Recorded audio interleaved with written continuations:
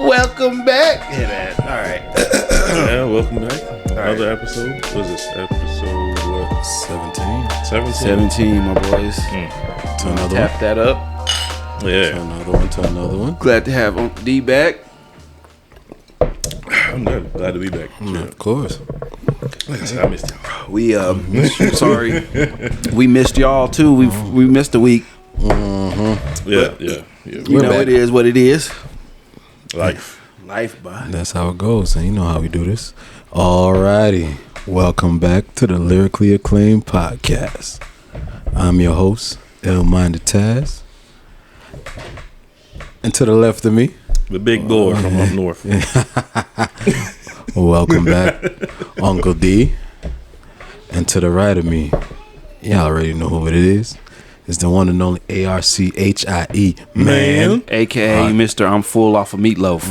Sure You know what I'm right. saying? Archie boy. In You know the what I'm building. saying? How everybody doing? How's everybody's week been going? It's gonna all right. You know, Yeah. had to miss work a couple of days. Serenity had ear surgery, so that was a stressful situation. That's the first time that Had to go through something like that. yeah. I heard that. Yeah. But she's good. Understandable. She's healed. That's what's up. Treatment's going good. So. Yeah, you know, baby girl strong. Mm-hmm. I know the last time I talked to you, you said she still has swelling going down around the ear and stuff. It wasn't really swelling. It was just like everything that was back there just Oozing up. loose. Yeah. Yeah. Yeah, she's good. She's more attentive. Her balance is better. That's what's good. up. See, that's what it's for, you know. But I know that shit's stressful, bro. I know exactly what you went through, man. So what Yeah, about y'all? man. I know y'all been busy. Yeah, bro. Last Working like weekend slaves. Bro, and this weekend, bro. Like it was like Jesus. we've been going. I thought it wasn't ever going to end. I'm glad. It finally calmed down for a little bit. Getting new guy. New guy's really helping out a lot. Yeah, It's he- good to that's get a good. guy that works with you that actually cares. You know, you can tell when a guy cares Yeah. about his job. You know, it's really good that he does. I mean, it makes it a little bit easier because you ain't got to deal with some dickhead. Excuse my language. Facts. And he's more hands-on. He's ready to learn. That's the one thing that's good about him. He's ready to learn. He's ready to. You can explain it, but he's more hands-on. So he's ready to get in there and do what he got to do. You feel me? Well, at least he's better than the other guys y'all had. Well, you know. Well, Yeah. you know. That's That's a bunch of We- stories. Yeah. It could be it'll be parts by the time we finish them stories. Yeah, we still need to see. We still got a couple more months before we give him the official tag. Gags. Oh, right. But so right, far, right. so good. Let's He's say doing that. good. He's doing good. Yeah.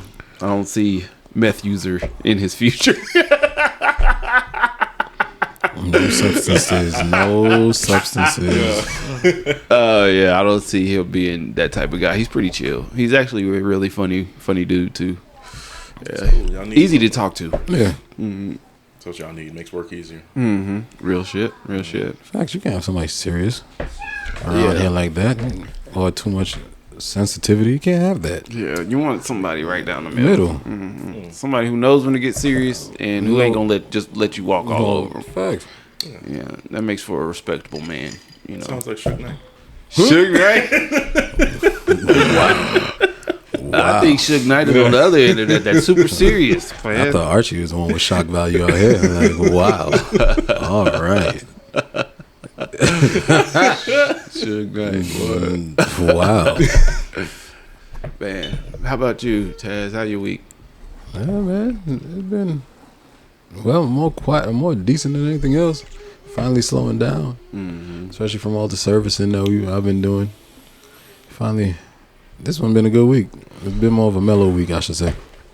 Yeah, it's a Not really that much hiccups these past few yeah. that I could come and say, this shit was tiring. Not really. It's Yeah. more mellow. Yeah. We needed them days. I needed them days. Yeah, to get your head right. Yeah. That's what it was about, man. Trying to get your head right, cause I know some days, bruh, with work and everything, I be like, boy, what the fuck is going on? It feel like some days the world on the man's shoulders, bruh. Shit, that's it like every day. Some days are some days are light. Yeah, you're right. Some days I can kick my feet up, you know, turn on that Xbox, play Warhammer, you know. But there's not that many days. You sound like you count them days on your fingers, the type of shit. One hand. Yeah. Real shit. Well, shit, just the other day we finally got some of the boys back together to play the game. Mm-hmm. Facts. For like 2 hours. Yeah. Facts. Yeah. First time in how long? Like shit. Man, y'all gotta excuse my son. He always makes an appearance on at least 1 or 2 podcasts. He's a special guest, you know what I mean? He's a special guest. He's our vocal coach, telling us to get our high notes up. He's like, you gotta hear you. Same for the people in the back. Yeah, man. He said, you don't want them to have to turn the volume all the way up. Facts. Anyway, man, you know, before we get all the way into this, I was thinking, man, I seen a post today by Levi now. He don't go by Smokes, or Levy, however he says it. And he was talking about how to revive the hip hop scene and the hip hop scene here in Midland and Odessa and stuff. So I had to comment on it, and I was like, and I didn't mean it. I hope it didn't sound condescending. I just wanted to like bring awareness. Is what my comment was for. Is like I said, first off, if you want to bring light back to it, you gotta get the right people involved. You gotta get the people who are serious about this stuff involved. You can't just keep grabbing whoever you think is cool type stuff. You gotta get the people you see actually doing stuff. And then I said, the circles I run in, hip hop is live and well. Facts. It just, nobody wants to put the light on that, you know, and I kind of feel like that. And I felt it was important that I said that underneath that post, because I don't know half the people that were commenting underneath it, but I've also never heard of them. And like for us and like Bimby and Love and Respect and everything Joe's got going on and stuff like that, I'm like, man, there's a whole part of Midland and Odessa that are doing things, and y'all always calling it dead. It's dead. No, we out here moving. Y'all just don't want to hear us type shit. You know what I'm saying? But trying to pay attention. But honestly, that means you have to run. If you want to talk about it, like really and truly, that means he has to be in the circle. He has to see what's the now is. Yeah, you know what I mean? Just like what you said, you cannot talk about one aspect of it, of who you see is doing it, or the fact of the matter is, or who you deem is your favorite, or whoever you're running with, but think that that's the whole thing. You know what I mean? That's the whole circle of hip hop, but based off of who you run with. Yeah, you got to tap in with everybody. You got to tap in with everybody. Definitely, dudes if you're gonna from the be bottom to whoever's on right now. Yeah, if you're gonna call yourself, I don't even really know what to call it, but if you're gonna say you want to be the voice of the people, you got to know the people. That's a fact. Yeah, you can't just get on the internet and just get to yapping and not know the constituents that you have. Like, you know what I mean? It's like me being a politician, and which they do.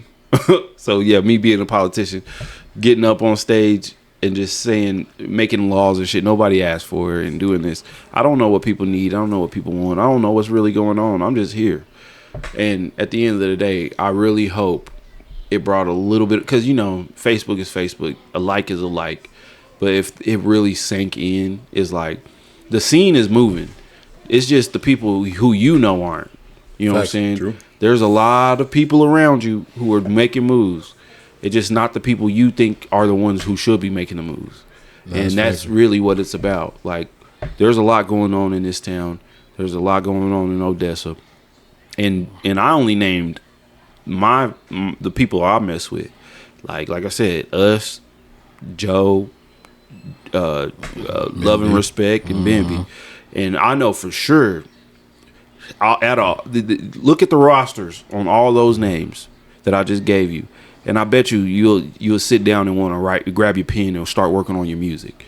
Yeah, that's all I'm gonna have to say about that, because I just know that, like, at the end of the day, there's too many people talking and not enough people doing stuff. You know what I mean? Gotta get their ego out there. Yeah, That's real. Like, see, I was telling Tazz today, man, you were going off in the group chat. You went off. I just didn't like I get it.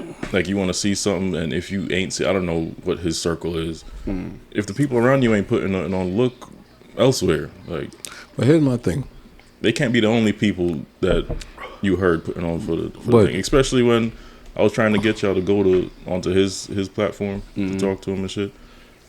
He said he heard your music. Yeah, so if he heard, unless I don't know, it's just like I don't think. Seeing my thing is because I ain't got no ill will towards the man. I don't think.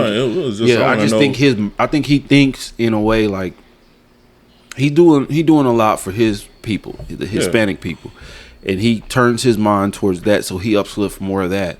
And like the way I think is like, okay, what I'm doing is different than what they're doing. So if your mind is in that area, you're not paying no attention to this. You got to open up your mind a little bit, and you got to realize like there's more going on around you. That's definitely when it's coming to this music stuff that is happening outside of just what you want to focus on. Because if you turn to the left and turn to the right, you'll see other things. Yeah, you can't just tap in with who you deem like. Yeah, you could keep who you deem as nice close, but you also got to tap into outside of that box. Yeah. Well, here's my thing though. If you feel like hip hop is dead, do something about it. Yeah. Like if you feel there ain't no shows, why don't you host a show? Put a show together. Because my thing about it is if we're gonna keep complaining about it, just like us, when we talked about how we felt the era of hip hop was, what did? We started making music ourselves, what we want to hear. You know what I mean? So if you feel like, oh, why isn't there no house shows? Why there's nobody throwing shows? Why don't you throw a show?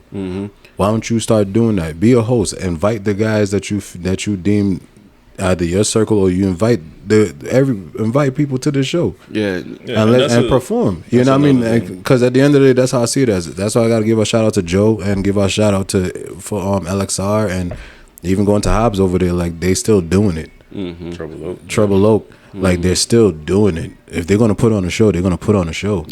But I could say one thing I could say is up to you to show up.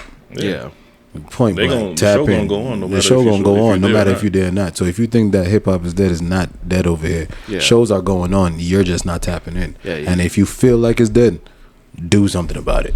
Put on a show. Start hosting shows so that you could start seeing what's going on around there. Let's talk about people's mindset when trying to even pull that off. Like if you try to, because I read it. He said like a group of people should come together and put a show on. Whoever got network with, promoters and all these other people that could put a show together. The thing is, people, you could say they're kind of selfish, and that's where the ego comes into play too. If a person wants to do something, the first thing they want to know is how much I'm getting paid. How much people gonna be there? How much shine I'm gonna get? That's all people worried about.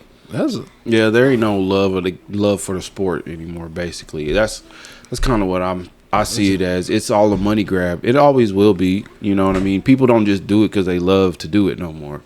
It gotta be attached to something. It's for real. That's a real statement. But it has to be some kind of a grind, bro. You can't get paid if nobody knows you.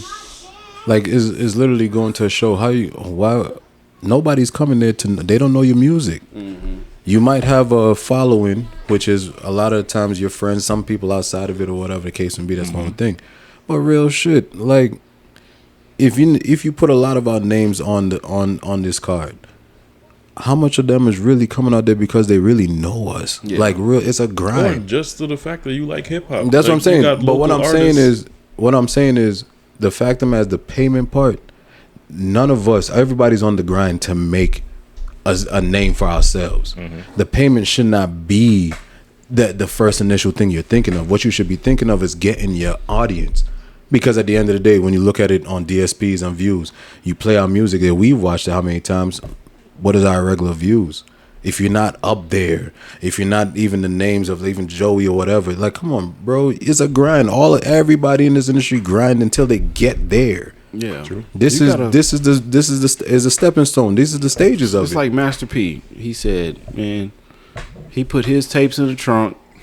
and he would drive around, take trips, go to different cities, and he's selling his track. You know, that's how it took, and that's how everybody ended up understanding who Master P was. You know what I'm saying? Because he had to sit up there and hustle his way to, and that's for real. $5 for a tape. What's up? You know what I mean?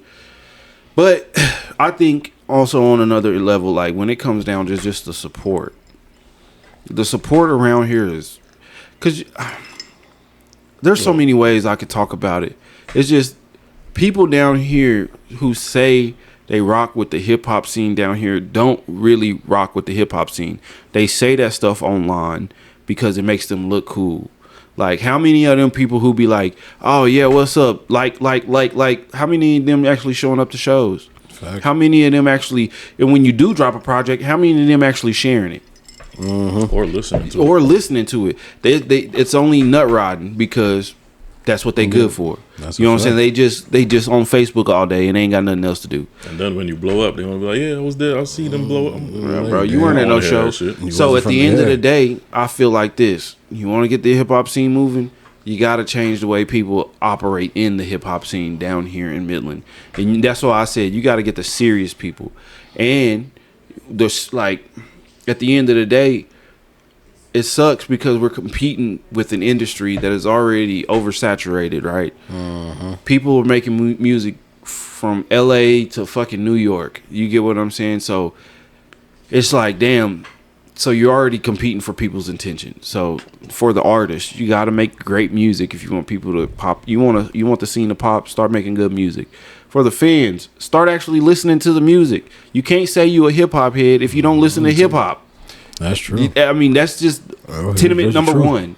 Like, come on now. Like, you can't talk bars if you all you ever do is listen to one. You listen to Drake all day, and then you want to call yourself a hip hop head. Come on. All right, yeah. But let me hear you talk about other stuff. Let me hear about your underground takes. Let me hear you talk about the stuff. At the end of the day, it's a all around thing here in Midland with fans and artists, and it's starting to get old. That's why I constantly believe and will believe you gotta leave your town to find your true fan base, because you'll never find it here, and this shit will make you depressed if you keep fucking trying to dig in this well, because the people around here ain't really gonna rock with you until they see other people rocking with you, and it's just the way it is. Oh shit, this is the same thing you could say for family and friends. Yeah, real talk. The people you kind of think are close and gonna like and share your shit, they ain't doing shit for you, and then still want to be like, yeah, I know him, I was close to him. Yeah, I don't want to hear shit from you. Yeah, if people don't understand how that fuck up your head, bro. I got to the point where I don't care. Like, yeah, if you support me or not, it is what it is. I'm gonna do what I gotta do. Which I'm saying, like, in the beginning though, like, whenever I first started and I'd be passing out my tapes, you know what I'm saying, young, this was when we still burning CDs, you know what I'm saying? I'd be passing out my tapes and I'd be like, man, I hope they listen. And then I go to see them 2 weeks, 3 weeks later.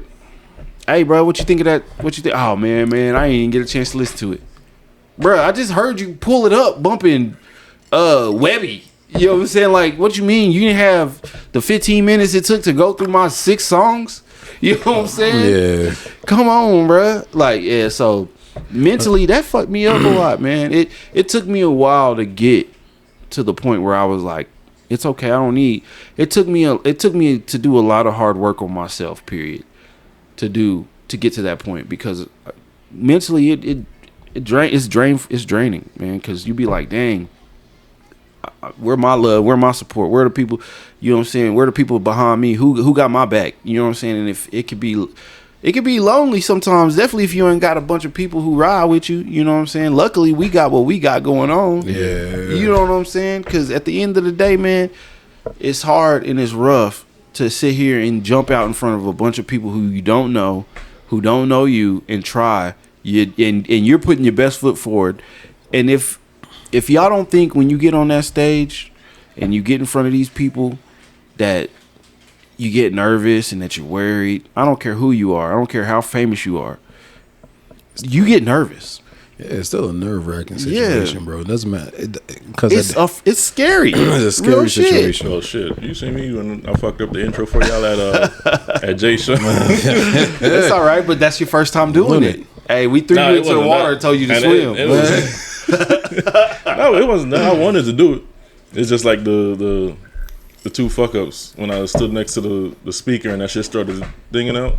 Yeah. That shit fucked me up. And then when they told me to walk across the stage and then go over there and say, I'm like, you know what? By the time I'm there thinking on the way there, I'm like, bro, the DJ already called y'all name. Why am I doing this intro? Then I get there, I look to the crowd, and then I always had stage fright growing up. Like anything to do like in front of people, I didn't like do it. Like I would just freeze up. And that was in front of like 10 people. Yeah, bro, it doesn't matter. It could have been 2. Bro, I would have froze up like. Well, you gotta think about it. When you going out there, bro, it's just like all eyes on you. Yeah, That's everybody why looking at Everybody you. looking at you, ready to hear what you about to say. Yeah, 'cause so it's like I was trying to include the crowd in it to like hype y'all up and shit. But once that first like noise thing happened, I was like, you know what, fuck it. Walked across, and then I turned to the crowd. I was like, yeah, let me look at y'all and just get this over with. what is that? I mean, it's part. Look, That's I part say of it, this. though. I say this because rapping in the booth, It's like when you different, get in bro. the booth and all they hearing is your voice, it's not much mental. But in front of that stage, it's a mental game. You got to be mentally prepared. You got to because you need the confidence. You need the wherewithal, first of all, to if you fail while you're on that stage, you got to be able to pick yourself up and keep going. You also have to be you got to be ready to turn that switch off that makes you want to anxious and want to judge and whatever. You know, you got to just get up there. It's about entertaining. I'm good. I know I'm good. Let me get up there. Let me get on the best show.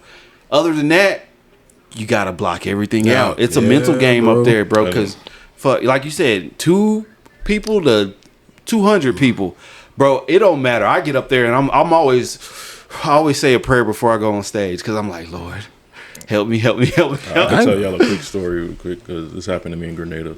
This is when I just quit like trying to do music as a whole. So I don't think I told you, but I played steel pan.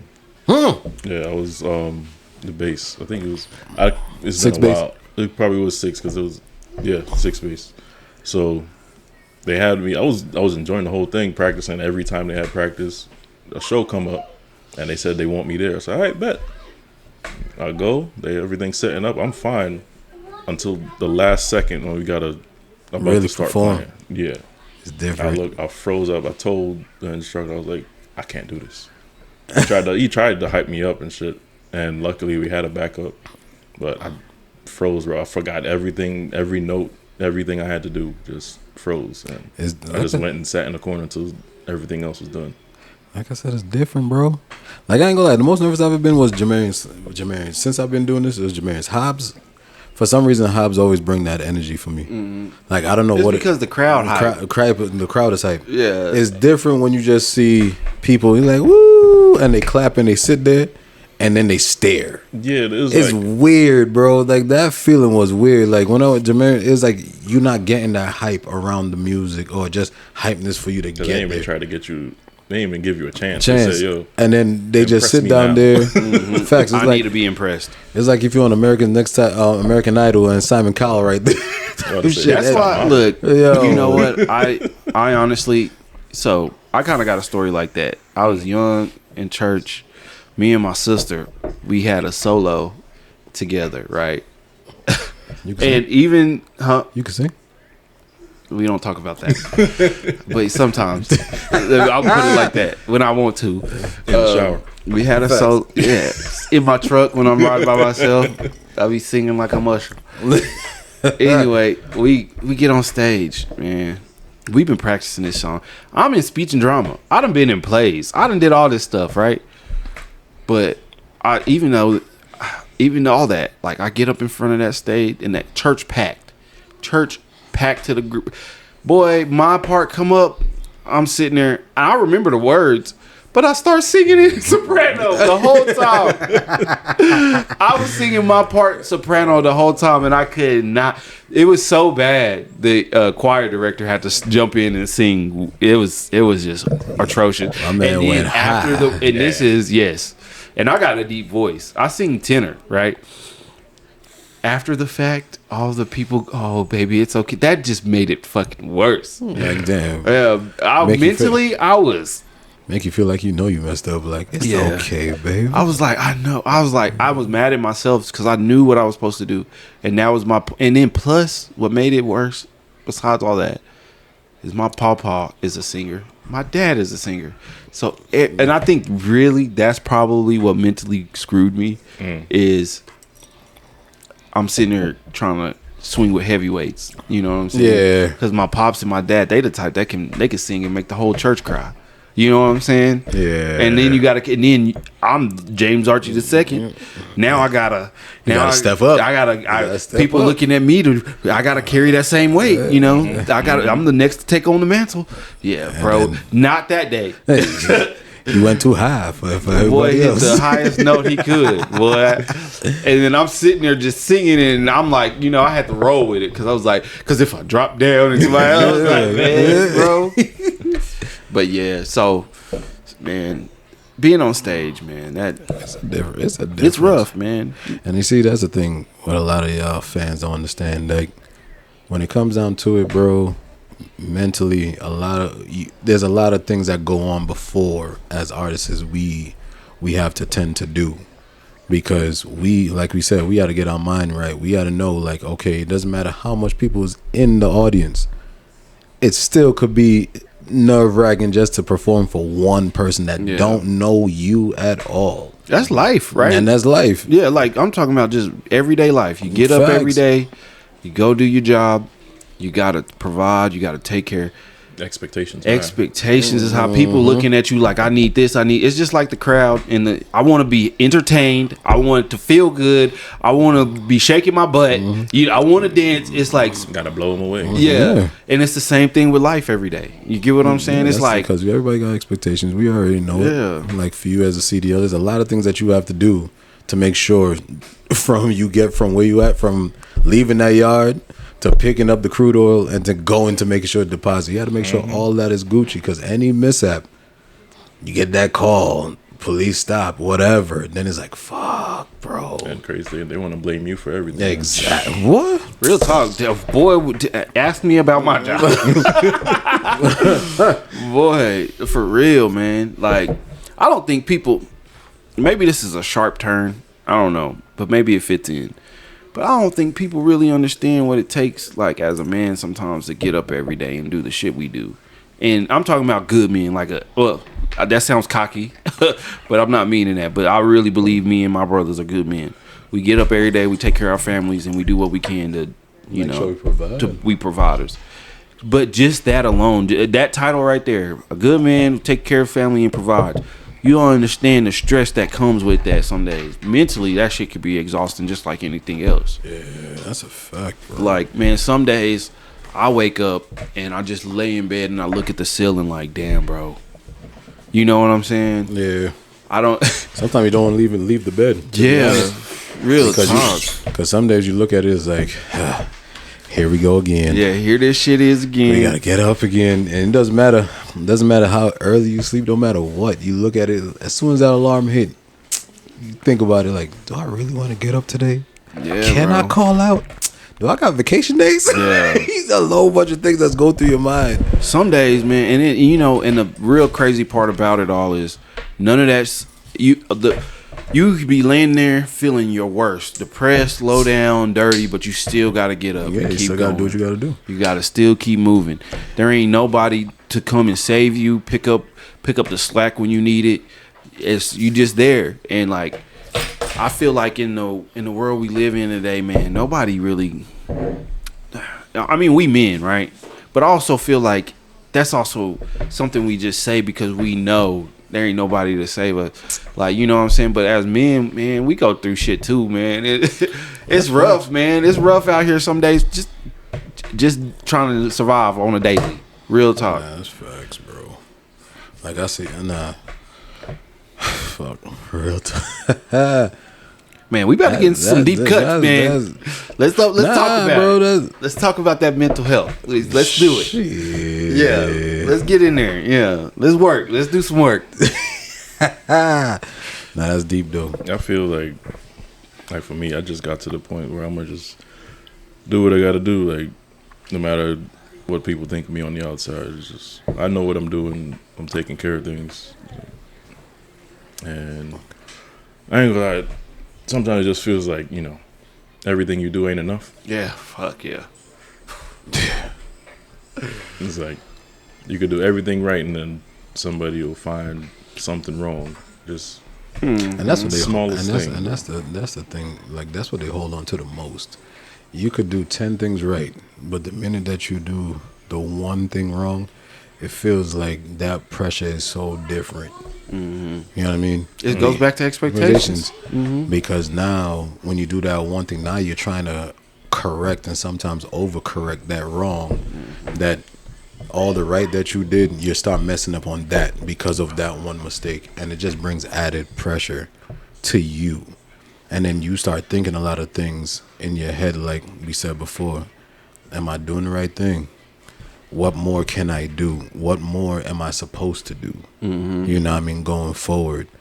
And sometimes you never find that question. You never find the answer to that question, bro. You just got to keep putting. Yeah, just keep going and keep other. going. And then sometimes that answer never comes, because there's always going to be that one thing. There's always going to be something that you either short on, something that you're always missing. And then we just keep going. Sometimes we just push it to the side like we always do, bro. Man, I be having days, and I know probably everybody can relate to this. Wake up, get to work. Something at work fucked up. My boss need this. My boss need that. My girl calling. My girl need this. My girl need that. My girl, and you get home. Your kids need this. Your kids need that. And you're like, fuck. Like, hold on. Like, I've given all of my all already today. And now I'm asked, you need more. And sometimes I'll be sitting there like, it takes a minute for me to like accept it. I have to go sit in a room by myself or something and be like, you know what? This is my life. This is how I gotta. And these people are relying on me. The only way things are gonna get done is if I do it.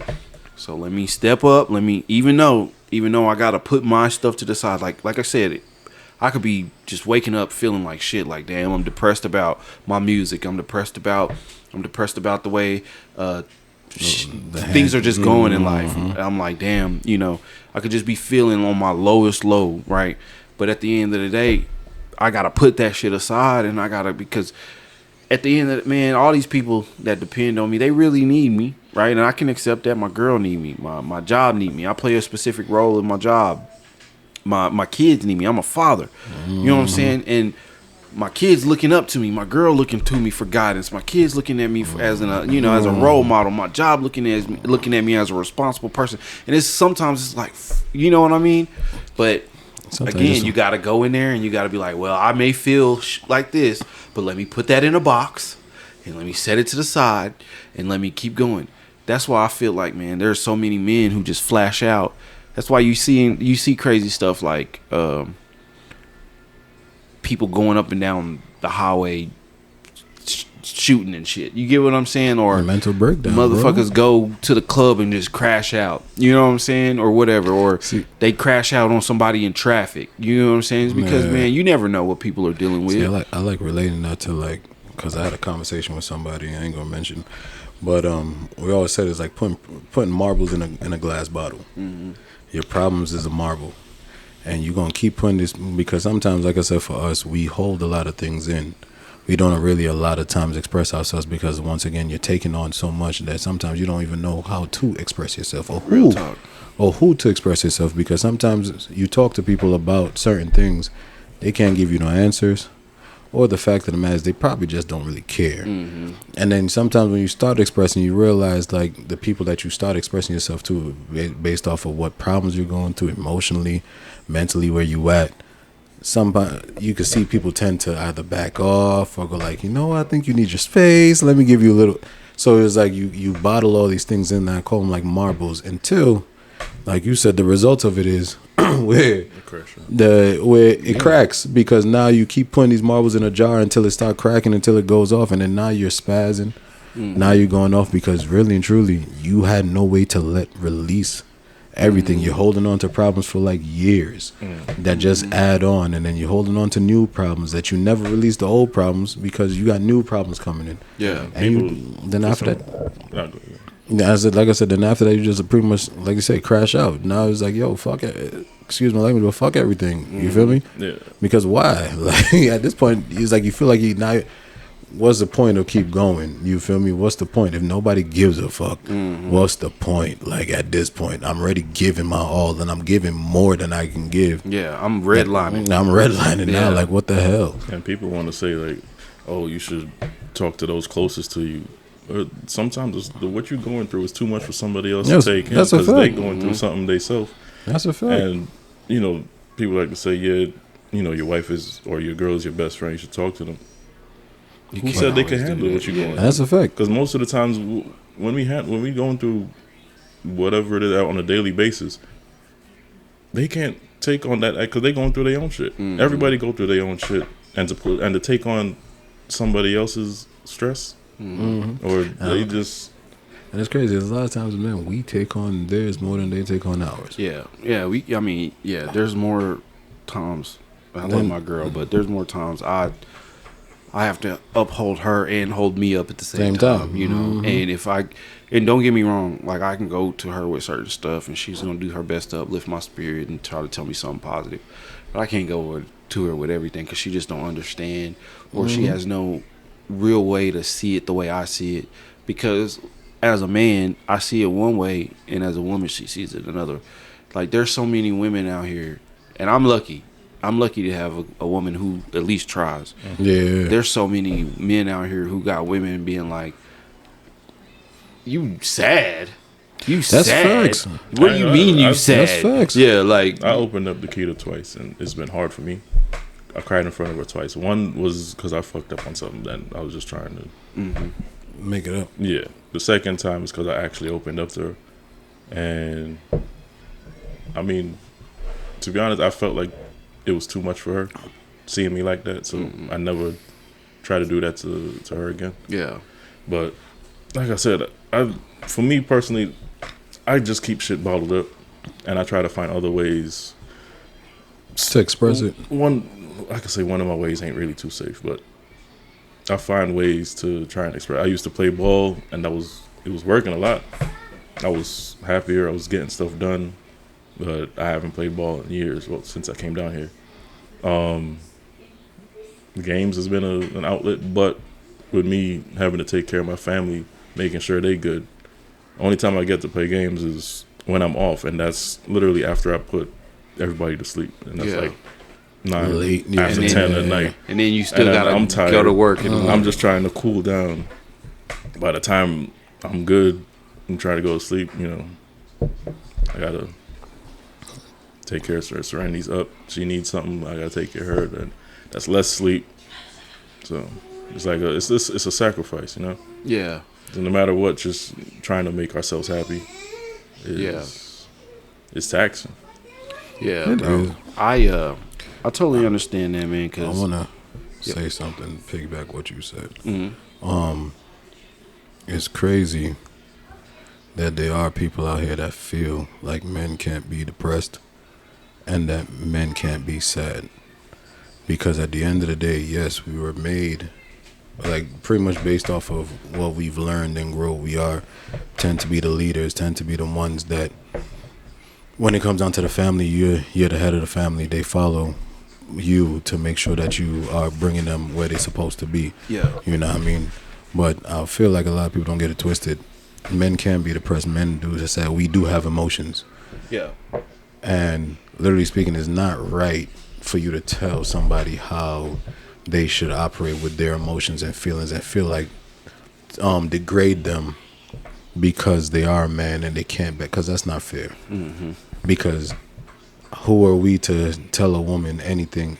Like if we come and say, oh, you're not a woman, if the fact of the matter is you're not bearing children. You know what I mean? How is we going to tell you that? We can't tell you that. It's your decisions and whatever the case may be. And emotionally, same thing. Whatever you're going through in life, we cannot tell you cannot do that because you are a woman. Yeah. So as a man, you can, vice versa. You can't come and tell us that because you don't understand what we go through. You don't understand what we've been through growing up. Because like I said, there's a lot of people that going through a lot of shit that brought them into this. I always used to say this. Sometimes the most happiest a person is sometimes the most saddest and depressed person, because at the end of the day, put that smile on their face every day to make sure everybody don't, we're good and I'm good and I'm here, I'm chipper. But then when they're alone, they're going through so much mental situations. They're going through so much that they feel like, should I even be here? Is it even worth being here? See, you know what I mean? And that made me want to pick. Like, I got something from both of y'all right there. Like, right, like, I feel like definitely when you were talking about crying in front of your girl, and then you and the people. There's people out here who expect men to just be a hard outer shell all the damn time. Thanks. Right. And I feel like that kind of boils down to sometimes the way we were raised. Yeah. Like, you know, me, I'm an only boy in my family, and I remember young being like told, you gotta look out for your sisters, you gotta do this, you gotta do that, you gotta if I did cry, boy, wipe it up, you know, boys don't cry, boy, stuff like that, right? You know, which, you know, projecting male strength at a young age is crazy to me sometimes, because like, that's a kid, right? I'm a kid, I'm gonna have emotions. So I feel like, man, the solution to that right there, and a lot of what we go through as men is the way we raise our young men, right? We gotta let these young kids know that are growing up underneath us that it's okay to feel emotions. It's because there wasn't room for me to be an emotional kid, right? And that boiled down to me having the only emotion that I could express was anger. You get what I'm saying? Yeah. Like, it took me years to be okay with being sad and crying. Like, it did. It took me doing a lot of work on myself to know that it's okay that I cry. It's okay that I break down sometimes, even if it's in my truck alone. You get what I'm saying? If I need to sit it, I'm getting ready, I gotta drive off from work, and then I go park at a park somewhere. Some days it's like, fuck, you know, but it's better than punching something. You get what I'm saying? Me dropping a tear or two is better than me smacking somebody around, going to jail. It's better than me going dark on the inside and putting drugs in my body to try to numb the shit. You know, I'd rather drop a tear than that, and I'd rather teach my child that, because it don't make you less manly to cry. It don't make you less manly to be depressed. It don't make you less manly to feel like you need to do it to that you have these emotions. It's okay. You're human just like everybody else. The thing that you should focus on is, all right, I have these emotions. Let me get to the root cause of it. And once I get to the root cause, how do I make these things better? You know what I'm saying? Instead of focusing on shoving them down, we, as men, we should have the opportunity, which we don't get all the time, is to be able to do our own self-work. Yeah. And sometimes, sadly enough to say, that shit don't come until a motherfucker's either in prison or a motherfucker laying dead in a grave, and now the family like, well, we didn't know. He was always angry, but I didn't know he was going through this. You know what I'm saying? A lot of dudes have to deal with their stuff in jail. They have to sit down and reflect and be like, man, you know what? Maybe I was mad that day. I was mad at everybody but that person that I hit. And now I'm in jail for 5 years. You know what I'm saying? I ain't gonna lie. I feel, and this is something I've always tell my bros, sometimes we need to check in on each other. Yeah. Because, like I said, we all live different lives. And I was speaking to one of my brodies the other day, and I told him, man, we went down a little memory lane thing, and I was telling him, I said, it was crazy. We all, when you got used to, especially like high school, early 20s, you have a crew of y'all start rolling together. Because everywhere you go, Saturdays, Fridays, Saturday, Sunday, y'all with each other. Y'all probably by old boy's house over here, y'all drinking, y'all probably smoking, whatever. You feel me? Y'all got used to that until everybody start branching off family-wise. And I told him, I said, like, how everybody spread out now. I says, we need to start checking in each other, because we don't know what's going on with everybody. You don't know where everybody is mentally. And also to say, like, you know, Uncle D will always tell you, who's the therapist in the group. This man, Tazz, the unpaid official therapist. Therapist of the bros. He be in there shrinking people's brains and shit. I could trust but this also man. I could talk to him about anything I got going on. He'll give me some type of advice that might benefit me. I just got to put the common sense to see if it's something I really want to apply. You know what I'm saying? And that's one thing I would say. Find somebody that you know, not just anybody. Find somebody that you know that really that you've seen like could sit down and have a conversation with. That really could give you the advice, or you could just vent to. You know, and because that's real. I ain't gonna lie, there's probably people in y'all circles that y'all don't understand that you could probably go to, but y'all never try to. Like Uncle D says, you don't want to always burden somebody, but then you never know. That person could give you, like he was saying, give you advice based off of what you're telling them, just to maneuver different, or just for you to think of, am I crazy about this, or you think. And then give you the advice. If you're wrong, you're wrong. And especially if you have somebody that's blunt. If you're wrong, you're wrong. You rather want somebody that could tell you when you're wrong and when you're right. Yeah. You feel me? And how to maneuver. Sometimes give you the advice to maneuver in a certain way and think of it in a different aspect. Because that will benefit you. And when it comes down to a lot of your problems, how you venting it and how you think going forward. When I was going through the sober thing and I was in the program, that's one thing that really helped me, right? I got paired up with an older dude who had already walked a sober life and shit like that, right? But he wasn't just there to teach me how to be sober. He was there to teach me how to process my emotions. But he'd have been through all the shit that I'd have been through. Yeah. So I could go and I could talk to him. I could be real with him. And the good thing about all that was he was a set of eyes and a pair of ears that were outside of the situation. Yeah. So he could give me good advice and sound advice. And he can tell me when I was being a dumbass. And he can tell me when I was making the right move. Or he could tell me the ways that would help me process whatever anger, sadness, or whatever I was feeling. And that stuff's valuable. I mean, basically he was a mentor to me. Like I to this day, I probably wouldn't be the man I am today without that man. Because to be honest, being able to sit there and talk to another man, not only who has understood what you've been through, but also who can guide you in the right way. He was more than just like a sponsor or whatever. Yeah. That dude mentored. He helped me take that last little step I needed to grow into being a better man, right? And I think as men, we all need that. We're just at 18, 19 years old, 20 years old, you don't know what the hell you're doing. You're just out here moving around. And then for me, I'm going to speak about myself personally. I didn't have a fucking thing figured out, but I thought I did. Ended up putting my life in a hole. You know what I mean? And I needed somebody who could help me pull myself out. And just so happens, God gave me the right people in my life to do that. Yeah. When it comes down to today, man, I know I can come to either one of y'all and I could talk. We can sit down, we can shoot the shit, we can laugh, but we can also talk about whatever's real going on. I know that. My dad, though, and my mom, as I've gotten older, have been my people to rely on, especially my dad, right? My dad, I go to my dad because as a man, sometimes I need that man's touch. You know what I'm saying? Yeah. And my dad is an amazing listener. He'll let me sit there and yap, cry, whatever. But he gonna listen to me. He gonna put his hand on my shoulder, and he gonna tell me some good words of wisdom. And that's not available for everybody. But it's, to me, it lets me know, like, it's okay. Whatever. Yeah. I'm gonna find a way through this stuff. I'm gonna be okay. But it means even more to me as a man to have another man that's there to help you. You know what I'm saying?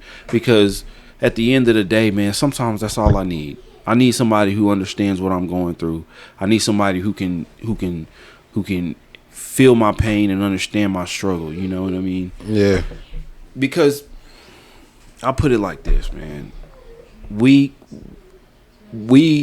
as men, which we've already established, we bottle things up. We the marble. Our pain is marble. We the glass. Yeah. Man, we just got to be able to admit when we're hurt, man. And I know the world don't fucking allow us to do that, but it's okay as men. And I mean the men at this table and the men out there that's listening to this, it's okay to have a village, because I bet you everybody doing that. You got communities of, you got the LGBT community, you got feminist groups, you got all these groups, but But as men, we don't link up and hold each other up just like that. The men commute and sometimes it feels wrong because we're men, but no, we need each other. That's a fact. We need each other. We need each other to help raise each other, to help raise the next generation, to help push that. Mm-hmm. And I feel like that's why in today's time, man, we go through so much is because like we listen too much of what the internet and society pushes out. Bro. Yeah, bro. Real like talk. I'm sorry, like real shit. We need to stop doing that. Mm-hmm. Like I'ma say clear, fuck what people have to say, bro. Like you said earlier, we are human. Mm-hmm. We have our emotions, we have our feelings, we go through shit. And at the end of the day, bro, if people want to see you as a certain way because of what society feels you should be, that's not right. That means really and truly you're not tapped in at all. You're just going based off of what the crowd is saying, what the trend is saying, instead of what the real is. And the real is we are all human. Yeah. We all go through things. We are all and we're all deserving of the emotions and what we are feeling. Because at the end of the day, bro, you cannot tell me that how I feel is wrong. You cannot tell me what I'm going through is wrong, and I'm not a man for going through what I'm going through. Mm-hmm. But at the end of the day, like you said, we have the right to find our ways to sit up there and go like, you know what, bro, I understand this. But here's what, bro, I got you. Mm-hmm. I'm here for you. Yeah. Because at the end of the day, Brody, I don't want to see you fall. I don't want to see you fail. I don't want to see you go through anything, bro. I got you. If you need me, I am here. And that's what we need.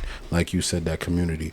For everybody to come like, yo, bro, if you need a shoulder to cry on, bro, if you need somebody to talk to, come talk to me. Yeah. Because at the end of the day, bro, if you don't got nobody else, you got me to talk to.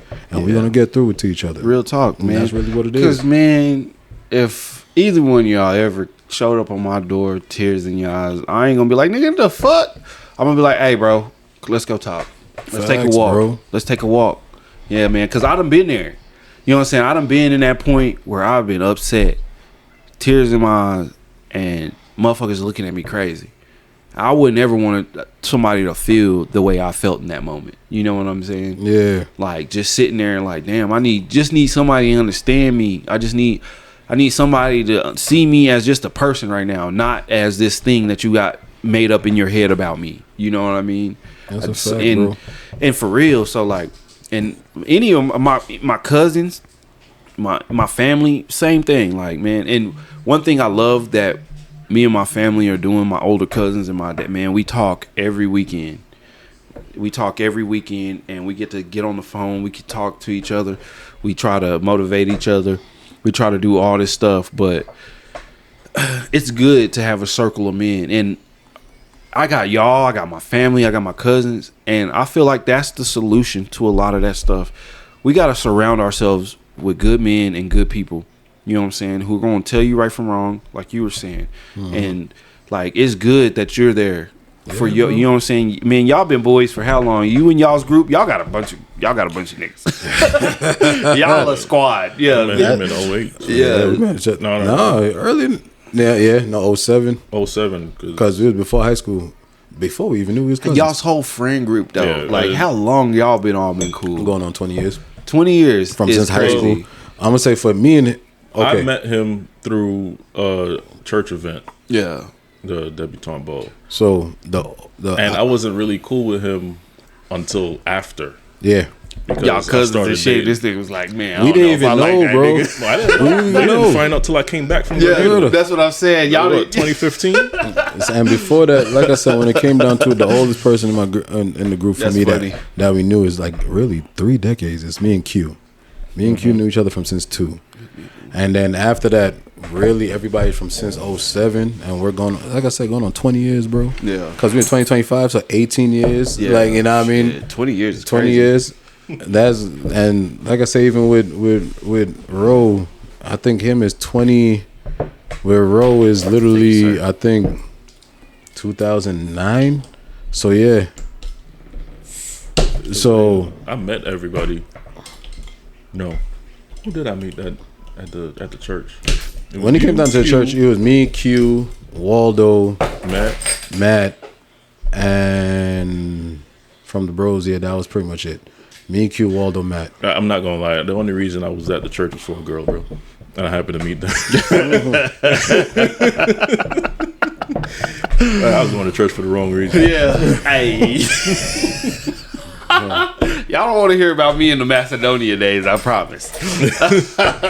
But yeah, bro, it's been going on 20 years. Well, me and you is more than 20 years. But see, going on, Oh wait, no, because like I said, 06, because it was right before high school. I keep saying 08, but that's the year I left. Because I said we met really junior high, like 7th grade, 8th grade. Yeah, I ain't gonna lie, he was tall still.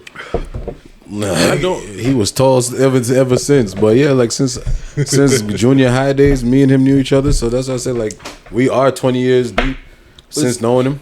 but look, all right. So 20 years of knowing somebody, and you know what, man? They all know they can lean on you, man. You know what I'm saying? That's a good thing to have. That's a good friend group. You know what I mean? Bro. Knowing that y'all could all, and then plus, man, it make me feel special. You know what I'm saying? Being like, my bros all trust me to fucking talk to me. You know what I mean? To give them the truth, give them the honesty. You know what I'm saying? You know, be there for them in their most vulnerable moments. The thing about this, I didn't even know, really and truly, if he didn't bring the caution up, this wouldn't have, because I never really noticed, like before when it came down to it, I really never noticed that literally when it came down to me, people really come to me and talk, because sometimes you talking to somebody like we said, you shooting the shit, we talking blah blah whatever. It's until when he asked the question, like, yo, bro, who do y'all go to when it comes down to like? Yeah, I just asked the bro. Like, who do y'all talk to? Everybody said Tazz, AJ, Tazz, and then after I was like, yeah, he's a therapist. So I was like, damn, bro, and it's like crazy, and it's not even, once again, it's not even just them. There's females that come to me too when it comes down to asking questions about what's going on and how they feel. In the same way, like family and stuff like that.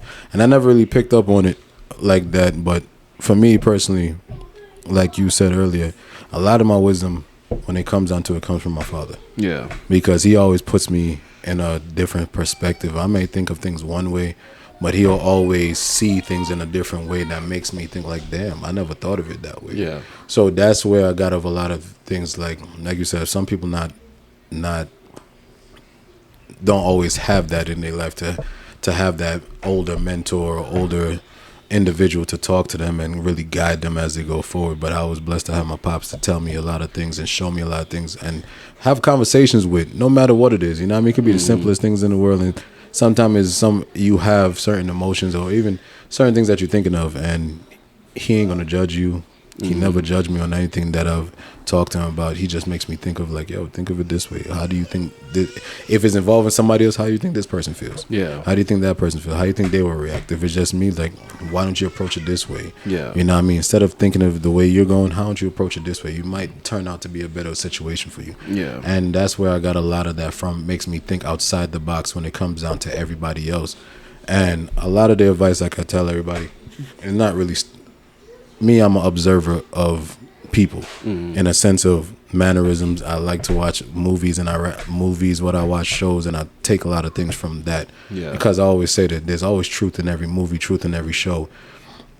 When you watch things, even in fantasy, there's always reasons why people think of things. There's a message behind it. No matter if you're talking about dragons and gargoyles, there's a reason behind that movie. You know what I mean? So I take that and apply a lot of these things to and realism and apply it to people's situations, because at the end of the day, there's a lot of truth in that. Yeah. You know what I mean? I ain't gonna judge nobody for what they say, because once again, we're all human, we all make mistakes, we all go through things, you know what I mean? This is what we're here in life for, you know what I mean? If everything was perfect, I don't think we would have a world that we have now, you feel me? Because everybody's perfection is not what we all see it as. Everybody have their own opinions, everybody go through things differently. Yeah. So that's how I approach things. You feel me? When it comes down to the bros, I don't look at them differently, because at the end of the day, they still my bro. Yeah. They're still my brother, and I'm always be there for them. Exactly. And whatever they going through, once again, I may not have gone through it in the depths of how they've went through it.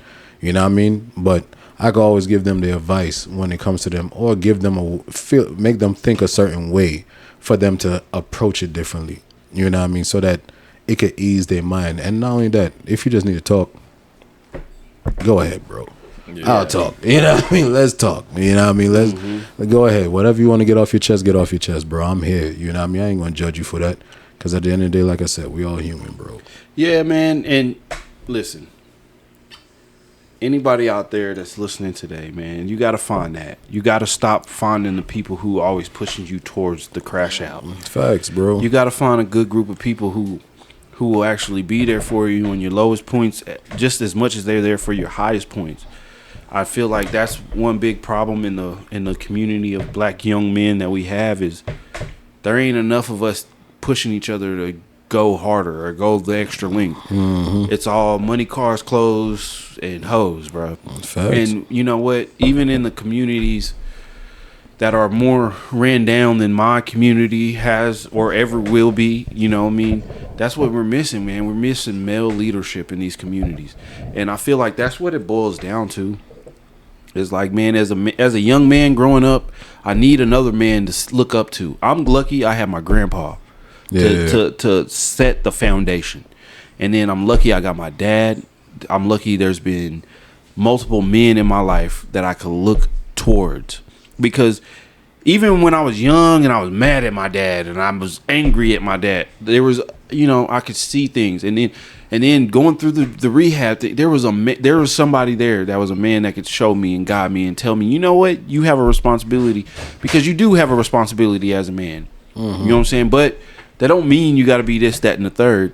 This is your responsibility. Your responsibility is just like everybody else's. Take care of yourself so you can take care of what is yours. Yeah, that's you know what I mean? And I'm just glad that I was able to find guys and people, some people my age and some people older, just definitely people my age who were wise enough to see things when we were young and be able to talk to me, and I was able to talk to them. But we need community. We need to be able to lean on each other, and not for all the toxic BS.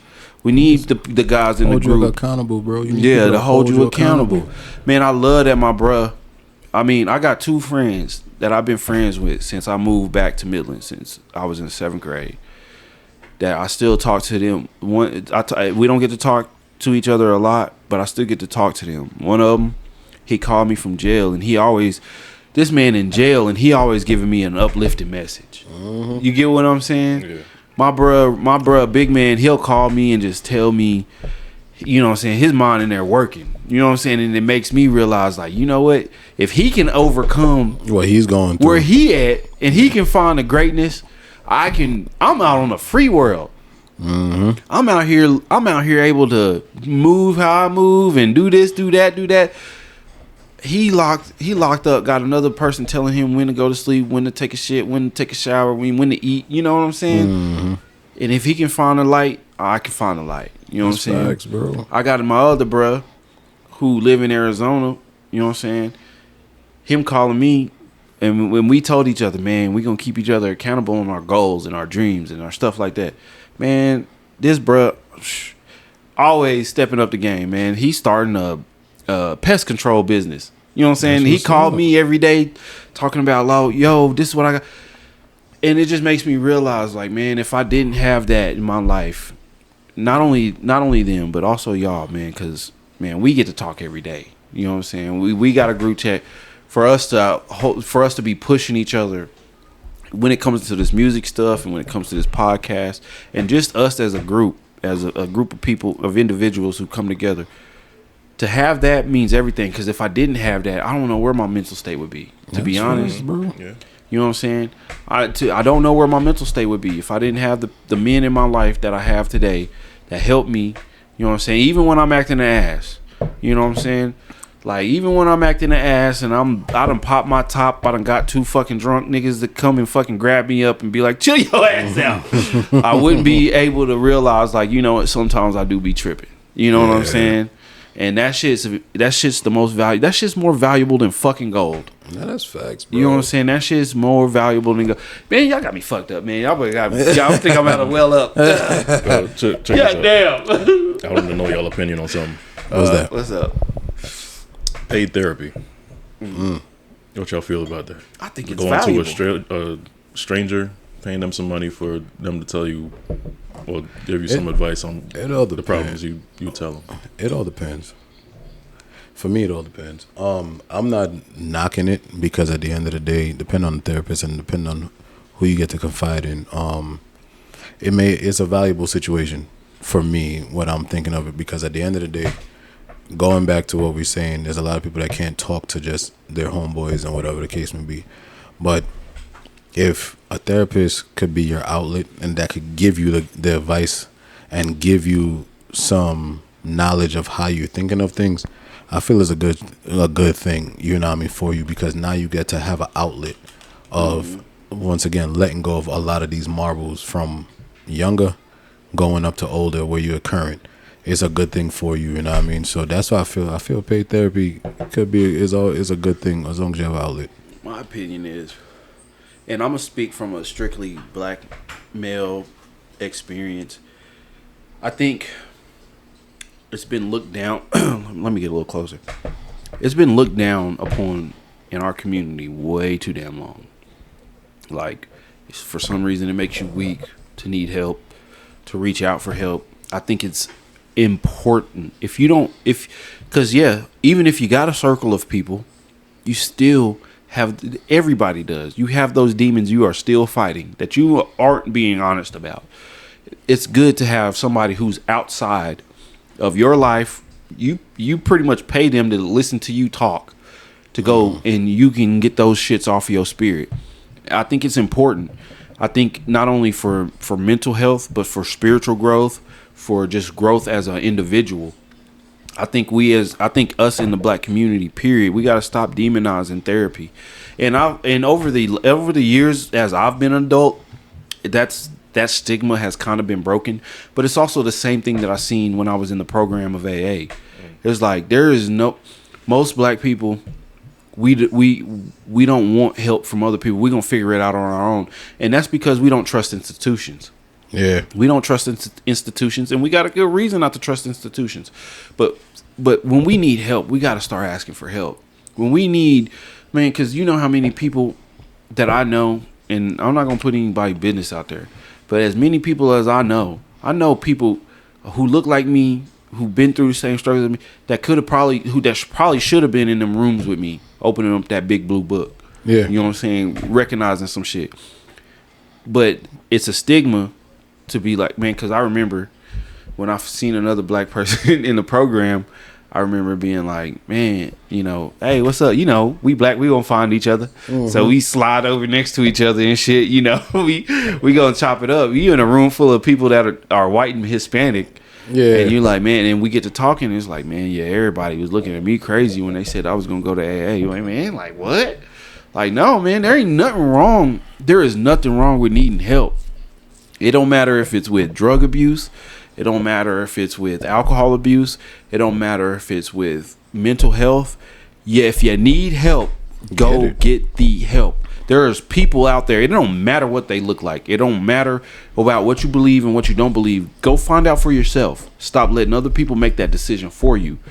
Therapy is important. I think you need it. I think everybody should do it. It don't matter if your life is good. You should still go to therapy.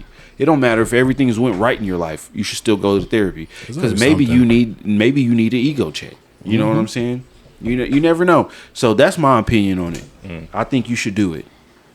Yeah. So with me, it's like I'm mixed on the opinion, because people I've seen go to therapy, they come out, they're probably good for a week or two, and then stressed on the same level, or if not more.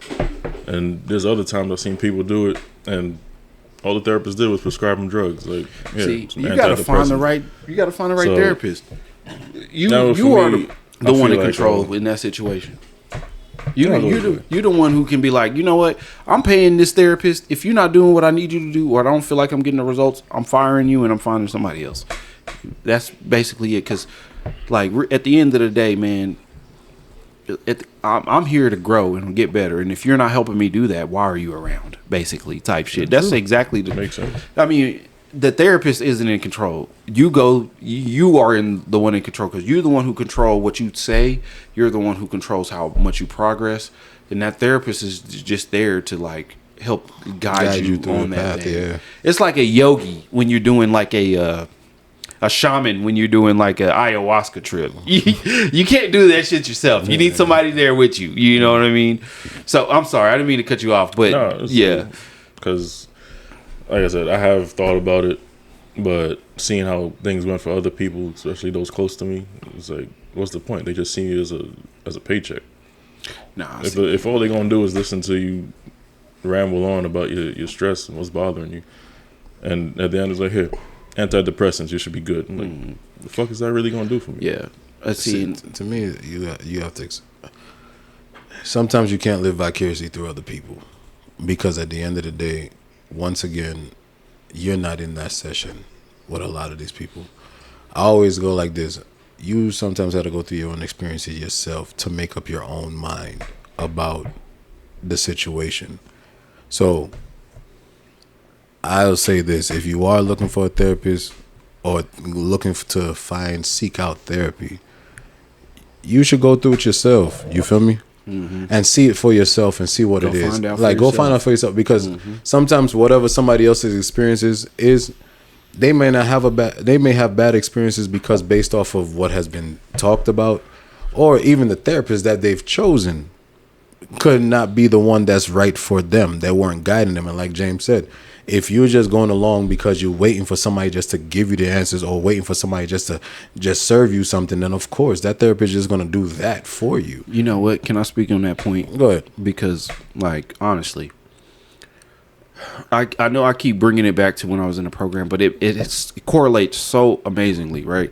So if you don't know what the program of AA is, there's these steps and this and that, right? And you get a sponsor and you do all that stuff, right? So the way you progress in that program is wholeheartedly up to you. So you're going to have to get down, dirty, deep. You got to look at yourself, right?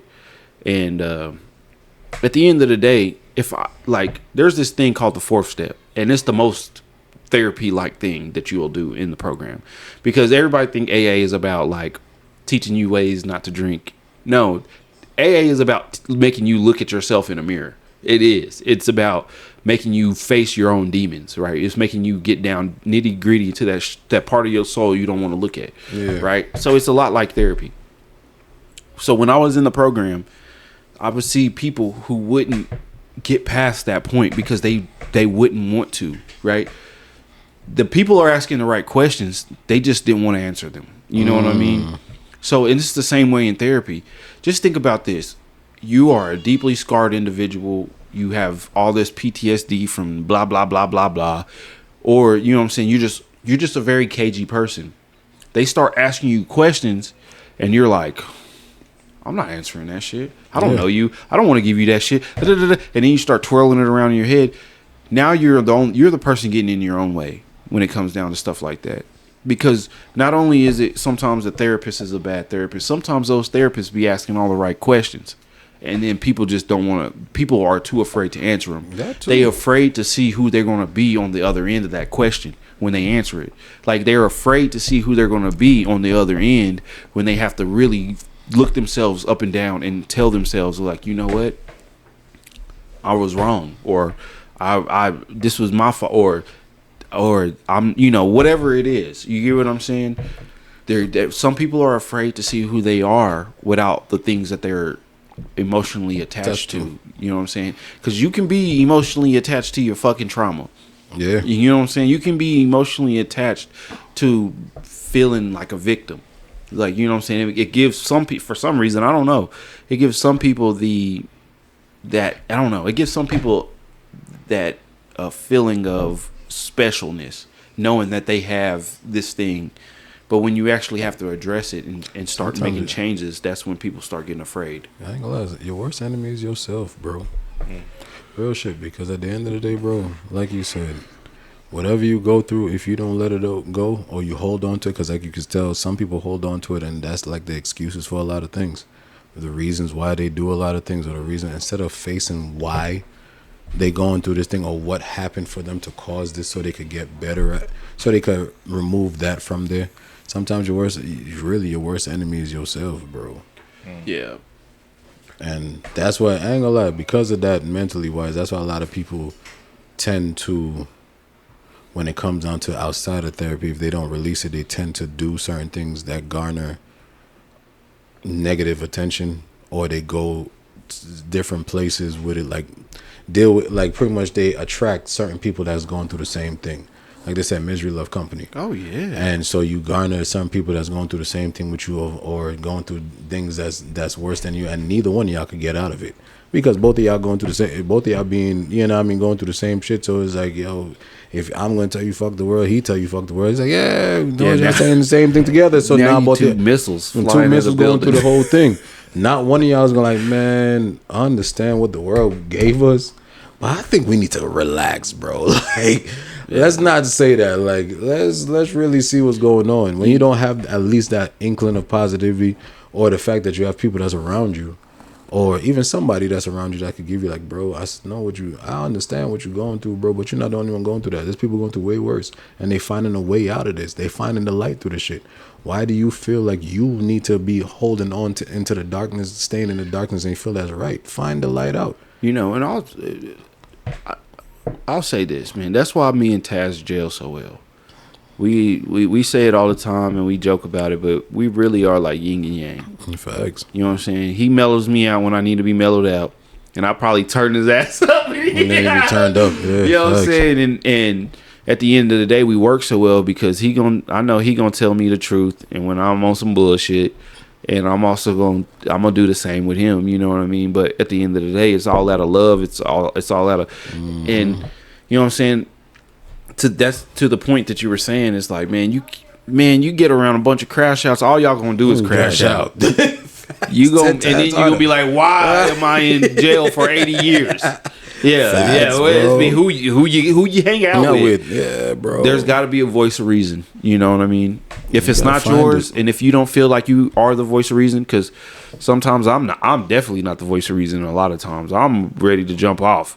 But you got to have a voice of reason. You got to have somebody that brings you back down to baseline so you can think about things. Yeah. And the truth is, man, that's just, man.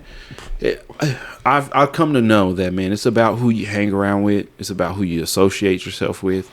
It's about who you trust and who you love. That help make you into who you're going to be. Facts. And that's the truth. You know what I mean? So if you got good people around you, more than likely you're going to be a good person. Yeah. If you got pieces of shit around you, you're gonna be a piece of shit just like them. Like, you know. So at the end of the day, man, it's about who you're around in, and that's why, you know, I think like as an individual, man, do as much working on yourself as you can. Like, you gotta accept who you are. You gotta accept who you are. You gotta understand this is who I am, and then from there you start working on how to get better. You know what I'm saying? Don't make excuses for shit, bro. If you're making mistakes, bro, own up to it. Yeah. And find your ways out to pretty much not do that mistake again. And like I said, bro, for all y'all out there, young and old, bro, if y'all need somebody to talk to, bro, find somebody that you know in your circle. Doesn't matter if it's your uncle, your friend, or whatever, that's really going to sit down there and listen. Not somebody that's gonna be yes man, not somebody that's just gonna blame you for everything. Find somebody that's gonna be reasonable and go like, all right, bro, let me hear what you gotta say. And when you're talking, they could give you their advice. They could tell you you're right, they could tell you you're wrong, but they're gonna tell you the truth. Find that person, and if you can't find that within your circle, really find, like we said, find a good therapist, and really make sure like they're gonna really be therapeutic for you. So you could get this off, get all whatever has been holding you back, whatever's been holding on your mind, whatever been mentally draining you, emotionally draining you, so that you could get better for yourself. Yeah. Because I feel this.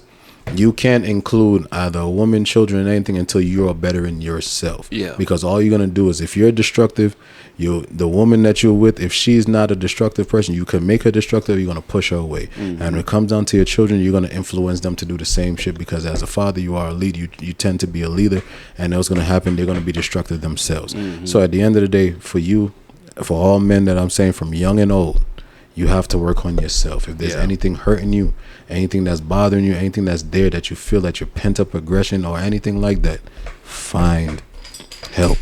And that's what I'll say for that one, bro. Yeah, man. And you know what?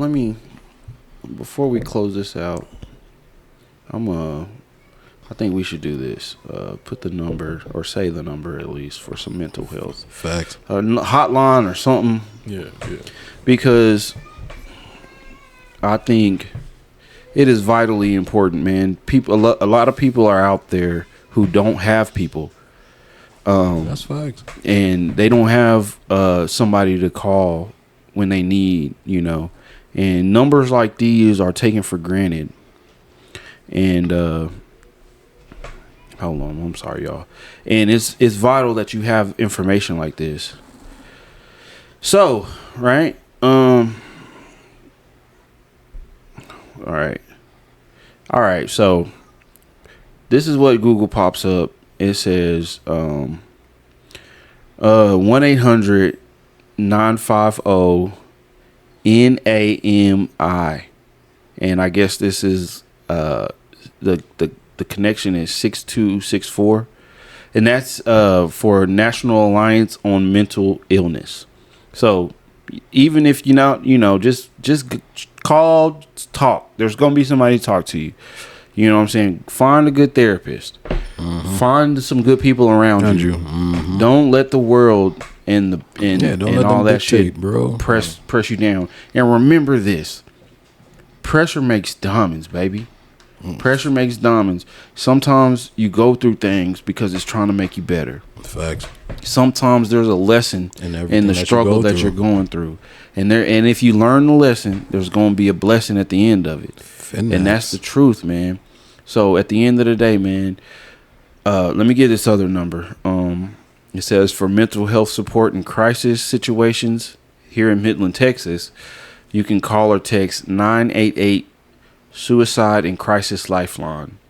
And so just do what you got to do, man. Take care of yourself. Don't let it come down to stuff like that where you're crashing out or you putting yourself in a grave or you putting other people in a grave, man. Thanks. Let's not let that happen. Our kids need us, our families need us, our friends need us, and we need to be there for ourselves also. So there you go. That's all. Last thing I gotta say. You got anything for your Uncle D? No, but we could liven it up with Guess the Bars. Shit, I forgot about Guess the Bars, my boy. What's up? It's been a minute. Hey, I'm probably yelling like a mother. All right, we gonna make a hard turn. One more time. Just liven it up a little bit, Just a little bit. Y'all know that's how we like to end the show. My bad, give me a second. Where'd I put it? Oh, you good, bro. Boy, when I heard my phone vibrate and you looked and you were looking for yours, I was like, oh no, not work. I was afraid. He was like, God, I said, not in the middle of this good ass conversation. Nah, we good. Shout out to the camera lady over there holding us down, making sure my head is visible. What you got? All right, here's the first one. I go on and on again. He blowing up my phone, but I'm ignoring him. He thinking he the one. I got like 4 of them. Yeah, I'm sitting first class like a valedictorian. Came a long way from rags to riches. 5-star bitch. Yeah, I taste so delicious. I feel like I read this. Let him lick the plate. Yeah, I make him do the dishes. Now he on news talk because a bitch went missing.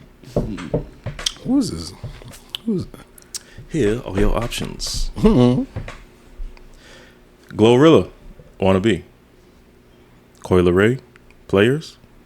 Saweetie, my type. Coil Ray, players. I ain't gonna lie, I'm clueless. So I'm gonna piggyback off of Tazz. Y'all right. Hey, hell yeah! That's what she did. That's a good win for us. Because that's what she. Yeah, I'm trying to remember if it was that's the one she did that's based off of Busta shit. Mm-hmm. Right? Yeah, that's how I was like. I knew I could trust Tazz's opinion. All right, here's the second one. I told him, oh, hold up. Country is what country does. Am I a cricket letter, ho? Who you know do it better, folk? Pull up, hop out. No, I'm going to finish this shit because I want to fit for everybody. All right. Pull out, hop out, clean in my old school time machine. Keep a parachute for this altitude because when you're riding this high, make it hard to breathe. Come on, phone. All right. This is off the song Country Shit. Now, is it Ludacris verse, Big Crit verse, or Bun B verse? Crit. Let me say, King remembered in time. Since you want to piggyback off of me, King remembered in time. I'm going with the I'm gonna piggyback off of him. because first off, Luda is from Atlanta.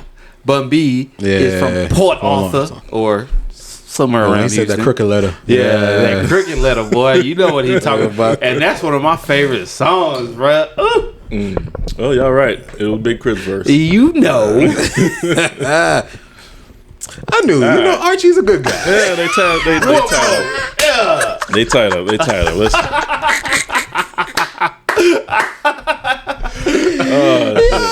Y'all ready for the last one? Yeah, Let's go.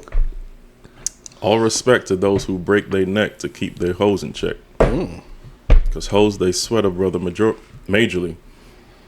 And I don't know why your girl keeps paging me. Can I stop you again? Nah, man, I gotta finish. Let me finish. I'm gonna let Brug answer this one for the top breaker first, and then I'll answer. All right, I'm sorry. You can start over. Nah. You might have You to need me to start start over? All respect to those who break their neck to keep their hoes in check. Because hoes, they sweat a brother majorly. I'm sorry. I know every bar you're spitting. And I don't know why your girl keep paging me. She told me that she needs me, cries when she leaves me. And every time she sees me, she squeezes me. I'm watching. She squeezes me. Lady, take it easy. All right, look at your choices. Tell me. I Get Around, Tupac. Miss Fat Booty, Mos Def. Players Anthem, Biggie. Taz, I'll let you go first. He trying to win. No, shit.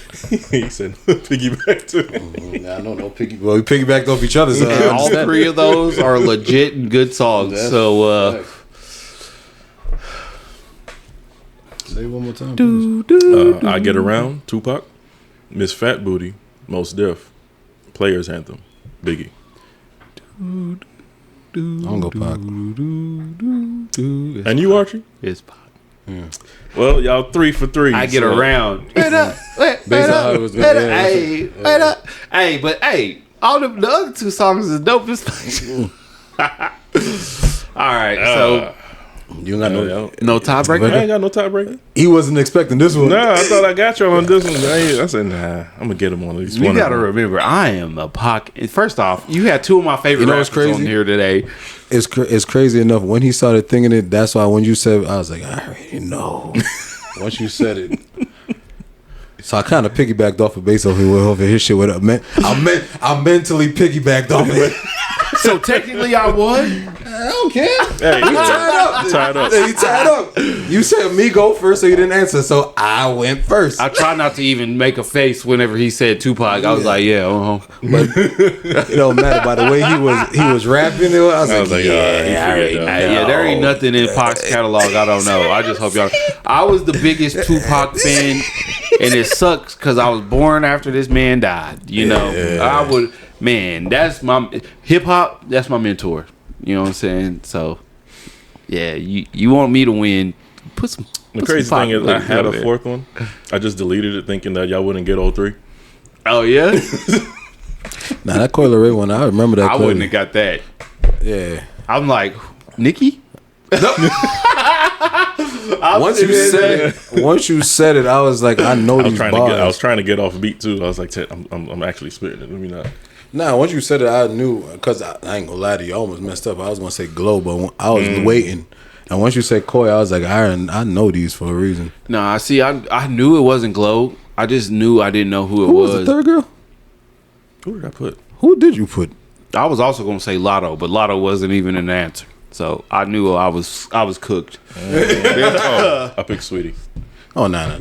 See, Just threw it in there. I knew it wasn't glow because the cadence didn't sound like a glow cadence. That's all. When I listened to it, I was like, I know these. And then once you said Koi, I was like, yeah. And Glow be talking about dudes in her raps like they women. Yeah, that's fact. Glow is a female pimp. That's all I gotta say, man. I love me some Glow.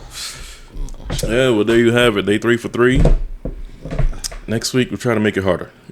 Ain't gonna be no Pac in there. We'll do whatever. No, I have more Pac. It's when he comes with that. But also which bar? From you can't hide Crit in there either, because Brad, I was just talking about Crit all day today with my mama. I was showing Crit. Because man, Crit the reason why I'm growing my hair out. To be honest, so you can't even fucking that nigga braids be on point. Be on the banished list for a little bit. He said these are the two. All right, no Crit, no thing. Oh, and don't think you getting away with UGK either. So I heard the Pimp C and all right. I ain't gonna lie, that cricket letter gave it that all the way, bro. That cricket letter gave it. The beginning, I was like, this sounds familiar, but then I was like, I was mentally doing the same thing I was doing to the Pac shit. I just can't hold in the Pac shit, but like I was doing the same thing. I was like, oh yeah, I already know who this is. Yeah, bruh. Country shit is one of my favorite songs, bro. When that shit, I'm a black man from West Texas. I live in basically the country, so like when that song dropped, that was on repeat for my black ass, boy. Every version, the original and the fucking remix, boy. That's a fact. I said Pimp C, he said Bun B, but yeah, still the same. Fuck. Legends. And what was the first one you said? You said it was Crit, Bun B, and who? Luda. Luda ate that verse. Oh, Luda ate that. It was off the remix. Oh yeah, man. Before we get off here, I know y'all from NY, and then y'all even further away from NY than that. Mm-hmm. Man, y'all gotta start getting in tune with Texas rap, man. Y'all gotta look up some more Texas rappers. Man, look up some Zeros. Look up some Trey. First off, look up both of them together, ABN. Let's see. Look up some Fat Pat, some Big Mo. Listen to go back and listen to Houston when Houston was coming out and showing up and created something different. Man, I mean, there's so much good music that came out of Texas, and it's a lot of the reason why the hip hop industry is the way it is today, man. Because Texas was at the forefront of a style change. Yeah, and Atlanta and Texas kind of like pushed that shit forward. But anyway, that's another topic for another day. You know what I'm saying? Y'all want to tap me up real quick so we can end this? Hold on, can I get a bird, please? Let him get a bird, please. That's not mine. Oh, no, my 2 is over here. I don't think he want my sloppy seconds. Hell no. He said he may be my brother, but we ain't doing all that, my boy. We ain't doing all of that. They call them Eskimo bros. You know what? It's kind of getting kind of weird. All right. Another episode down. Yeah. All right, gentlemen. We'll see y'all next week. Laters. Peace. The way I spit hits harder than an hour later. Y'all soon call me the new rap assassinator. Got you in